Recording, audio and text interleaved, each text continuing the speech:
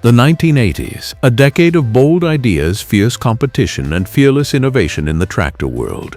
Some machines were ahead of their time, smarter, stronger, and built to change farming forever. But not every stroke of brilliance leads to success. From engineering experiments to marketing disasters, these are the 10 tractors from the 1980s that were brilliant but failed miserably.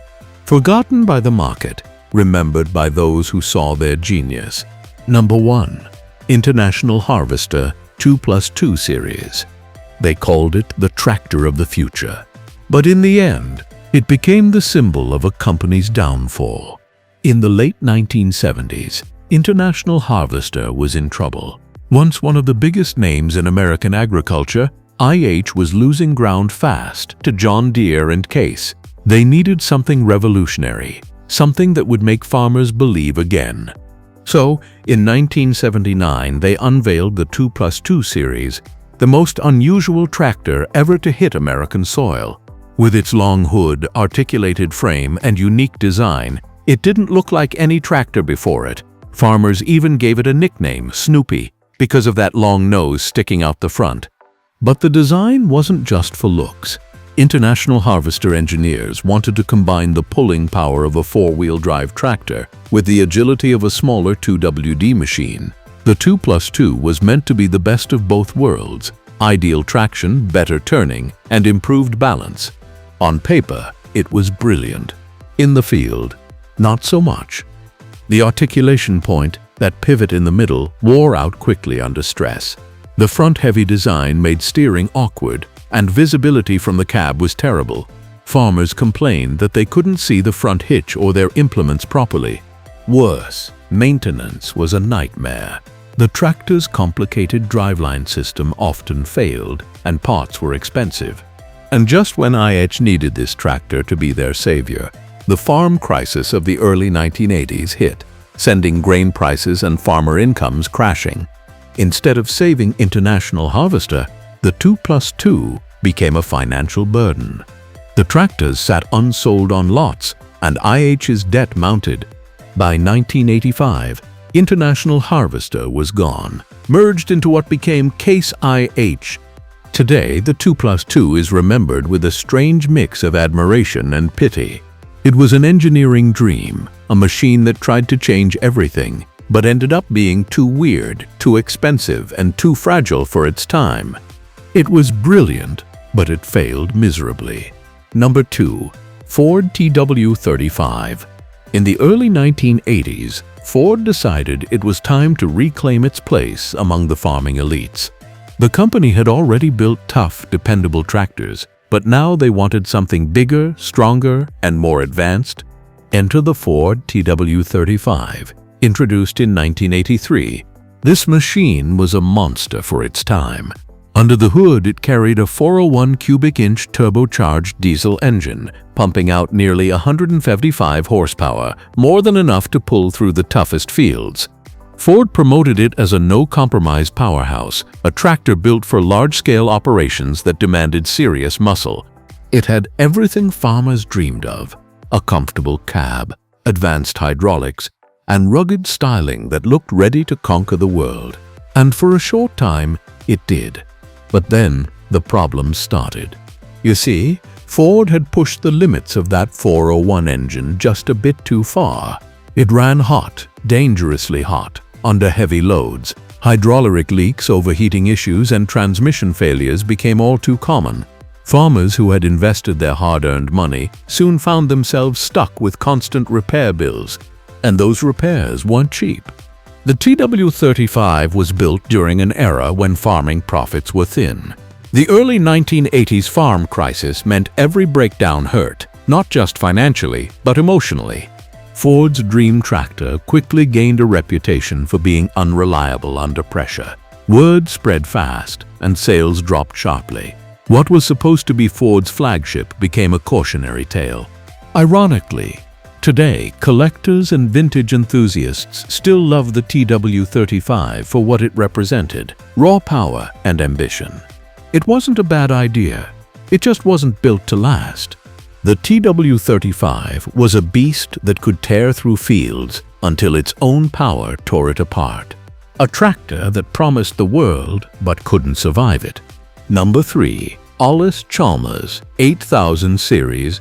Allis-Chalmers, a name once spoken with pride across American farms. Known for innovation, for quality, and for building machines that helped feed the world. By the early 1980s, though, Allis-Chalmers was struggling. Competition was fierce. John Deere and Case IH dominated the market, and smaller companies were fading fast. So, in 1981, Allis-Chalmers made one last stand. They introduced the 8000 series, tractors that were sleek, modern, and packed with technology. The lineup included the 8110, 8030, 8050, and the mighty 8070, which pushed nearly 180 horsepower.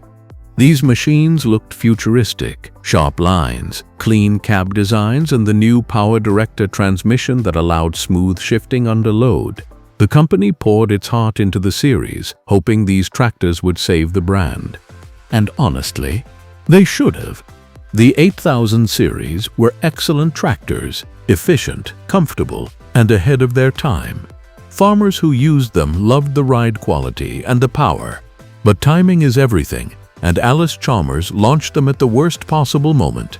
The 1980s farm crisis hit with full force. Interest rates skyrocketed, grain prices collapsed, and thousands of farms went bankrupt. Nobody was buying new tractors, especially not premium ones. Allis-Chalmers' finances crumbled. Their production slowed, debts rose, and by the mid-1980s, the agricultural division was sold to Deutz of Germany. The 8000 series could have changed everything if the economy hadn't destroyed the market first. Today, collectors see them as a reminder of what could have been, tractors that had all the brains, all the style, and all the heart, but fell victim to forces beyond their control. They weren't just machines. They were the last breath of a dying American legend. Number 4. Massey Ferguson 4000 Series. In the mid-1980s, Massey Ferguson took a bold leap into the future. While most tractor companies were refining old designs, Massey went all in on something completely new. The result? The Massey Ferguson 4000 Series, a family of massive, articulated 4WD tractors that looked and felt like something from another planet. Powered by huge Perkins and Cummins diesel engines, the 4000 series pushed up to 375 horsepower, rivaling the best from Steiger and Versatile. But raw power wasn't the only story here. These tractors were packed with cutting-edge technology, advanced hydraulics, computerized controls, and one of the most comfortable futuristic cabs ever built. The cab design was wide, quiet, and offered visibility like never before. Massey's engineers truly believed they were creating the tractor of the 21st century, decades early. And that was their downfall. Farmers weren't ready for it. The technology was complex, repairs were expensive, and electronic systems often failed in the harsh conditions of farm work. The tractors were also incredibly expensive, at a time when most farmers were fighting just to stay afloat during the economic downturn. Massey Ferguson itself was already struggling financially, and the 4000 series became an additional weight pulling the company down. Despite their brilliance, only a limited number were sold. Many sat in dealerships, unsold and misunderstood. Looking back now, the Massey Ferguson 4000 series feels like a preview of modern high-tech tractors, machines with computers, sensors, and advanced hydraulics. They were just too early. In another decade, these tractors might have changed the world. But in the 1980s, the world simply wasn't ready for them. The 4000 series was a technological masterpiece trapped in the wrong time. A tractor that dared to leap into the future and fell into history instead. Number 5. Deutz DX 230. In the early 1980s, German engineering was at its peak. Precision, reliability, and mechanical excellence defined the era, and no tractor embodied that spirit better than the Deutz DX 230, a beast born to conquer the world's fields. With over 230 horsepower packed into its massive frame, the DX 230 was one of Deutz-Fahr's most ambitious machines ever built. It featured their iconic air-cooled V8 engine, a powerhouse that roared like thunder but ran smoother than most liquid-cooled rivals. It didn't just look strong, it felt invincible. The cab was modern, visibility was excellent, and the engineering precision was pure German perfection. On paper, the DX 230 had everything: power, technology, and endurance. So, why did it fail? Because not every masterpiece fits every stage.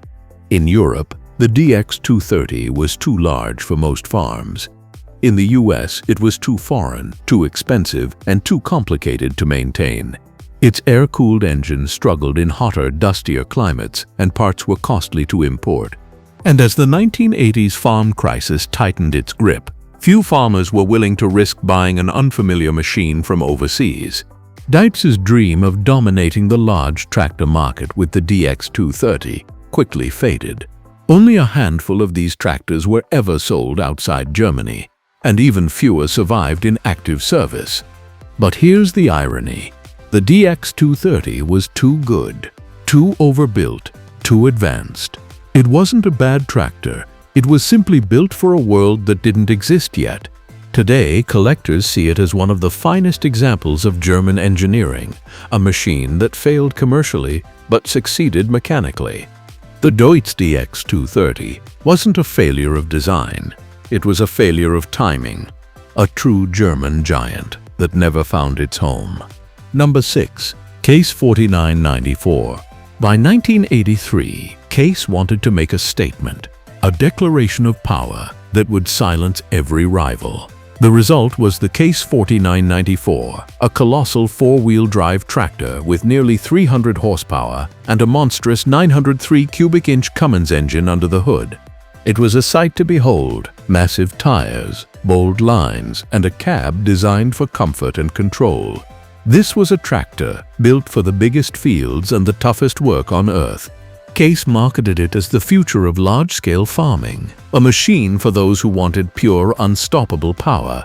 But there was one small problem: the 1980s weren't ready for it. Most farmers were scaling down, not up. The farm crisis had hit hard. Interest rates were soaring, and grain prices had collapsed. Owning a giant like the 4994 wasn't practical, it was financial suicide. Even for those who did buy it, the reality was harsh. The Cummins engine was powerful but fuel-hungry. Maintenance was expensive, and its size made it overkill for most operations. When Case merged with International Harvester in 1985, the model lineup was restructured. The 4994, despite its strength, didn't survive the transition. It was discontinued quietly, almost forgotten overnight. Today, the Case 4994 stands as a symbol of a company that dared to dream big, maybe too big. It represented everything that was both right and wrong about the 1980s tractor wars: engineering brilliance, but economic disaster. Only a few hundred were ever built, and even fewer remain in running condition today. The 4994 was like a heavyweight fighter, incredibly strong, beautifully built, but fighting in the wrong era. A tractor that had power to spare, but no place to use it. Number 7. Fiat 160/90 Turbo.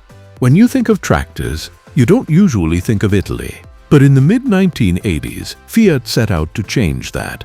Their goal? To build a tractor so good, so reliable, that it could compete with the likes of John Deere, Massey Ferguson, and Ford. That machine was the Fiat 160/90 Turbo. It had a bold orange body, a strong 6-cylinder turbo diesel engine producing around 160 horsepower, and an advanced hydraulic system that made it perfect for both heavy pulling and precision work. In Europe, it was a success story.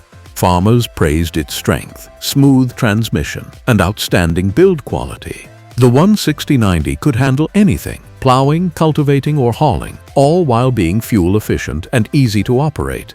But when Fiat tried to take it global, the story changed. In North America, the 160/90 struggled.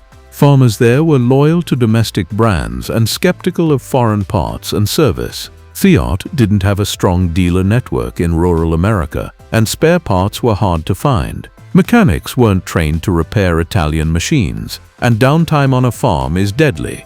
Even though the 160/90 was a brilliant piece of machinery, it failed to earn the trust it needed outside Europe. Still, it laid the groundwork for something bigger. When Fiat eventually merged with New Holland, its engineering DNA lived on, influencing some of the most successful tractors of the 1990s. The Fiat 160/90 Turbo wasn't a failure of design. It was a victim of geography. A tractor built with passion and perfection, but trapped within borders it couldn't cross.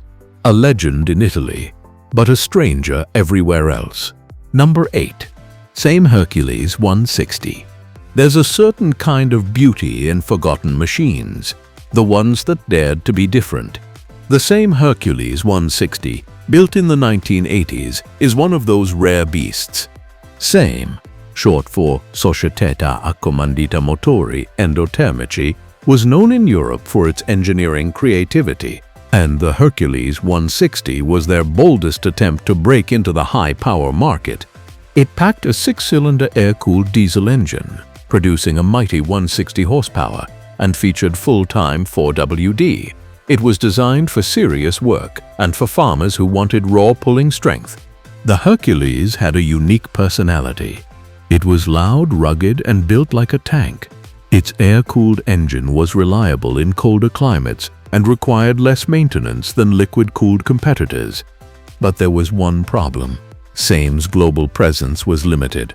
Outside Europe, farmers had barely heard of the brand. The Hercules 160's unconventional design, especially its air-cooled system, made it seem odd compared to mainstream brands like Deere or Case. Parts were hard to find, dealer support was minimal, and technicians unfamiliar with the system avoided it altogether. Even in Europe, the Hercules was overshadowed by better-known giants from Fiat and Deutz. Yet those who owned one swore by it. It could pull through mud, handle slopes, and run for hours without overheating. It was a machine with heart, but no marketing muscle. By the 1990s, Same moved on, and the Hercules quietly disappeared from production. Today, it stands as a cult favorite among collectors, a tractor that proved you don't need fame to earn respect. It may have failed commercially, but in spirit, it truly lived up to its name, a Hercules, forgotten but never weak. Number 9. White 4270. The White 4270 was supposed to be a comeback story. Instead, it became a goodbye. In the early 1980s, White Farm Equipment was in deep trouble.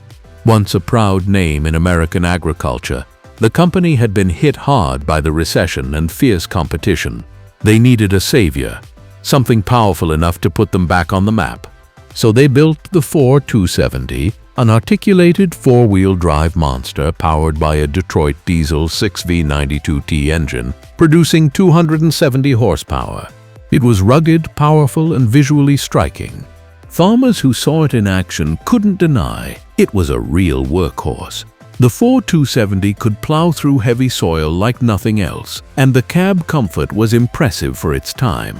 But behind the power was chaos.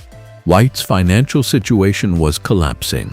Dealer networks were shrinking, parts were delayed, and service was inconsistent. The Detroit engine, while powerful, was noisy, thirsty, and prone to wear under constant strain. Farmers needed reliability, not just horsepower. As sales fell, White's debts grew. The 4270, instead of saving the company, became its final chapter. By the late 1980s, White's agricultural division was sold off. The 4270 quietly faded away, leaving behind only memories of what could have been. It was a tractor that deserved better, the final warrior of a dying brand. When you see a White 4270 today, rusting in a field, it's hard not to feel something. It's not just metal and hydraulics, it's history. The end of an era, written in diesel and steel, a powerful machine that came too late to save its maker. Number 10. Steiger Cougar, KP 1360, and now, the king of the forgotten giants. The Steiger Cougar KP 1360, a tractor so powerful, so massive that it almost didn't seem real. Built during the height of the 1980s horsepower wars, the KP 1360 was a monster, equipped with a 19-liter Cummins KTA engine producing well over 600 horsepower. This wasn't a tractor, it was a locomotive for the land. It was designed for only the largest farms, operations that spanned thousands of acres. It could pull massive implements that ordinary tractors wouldn't even dare touch. But power has a price. At over $150,000 in the mid-1980s, the equivalent of nearly $500,000 today, very few farmers could afford one. The farm crisis had devastated the agricultural economy, and buying a tractor this massive was out of the question for most. Even those who did buy one quickly realized that maintaining such a machine was no easy task. It burned through fuel like a jet engine, parts were expensive, and transport was a logistical nightmare. The KP1360 was too powerful for its time, a machine without a market. Not long after, Steiger itself was acquired by Case IH, and the KP1360 faded into legend. But what a legend it was! Even today, collectors and enthusiasts speak of it with awe. It represented the peak of raw, unrestrained tractor engineering, a time when power was everything and limits didn't exist. The Steiger KP1360 didn't fail because it was weak. It failed because it was too strong for the world around it. A mechanical monster, built for a future that never came. They had the technology, the power, and the vision, but fate had other plans. Which of these 1980s tractors do you think deserved a second chance? Let me know in the comments below. If you love uncovering forgotten engineering marvels and tractors that dared to be different, don't forget to like, share, and subscribe for more stories from the golden age of farming machines. Thanks for watching, and remember, true innovation never fails. It just waits to be rediscovered.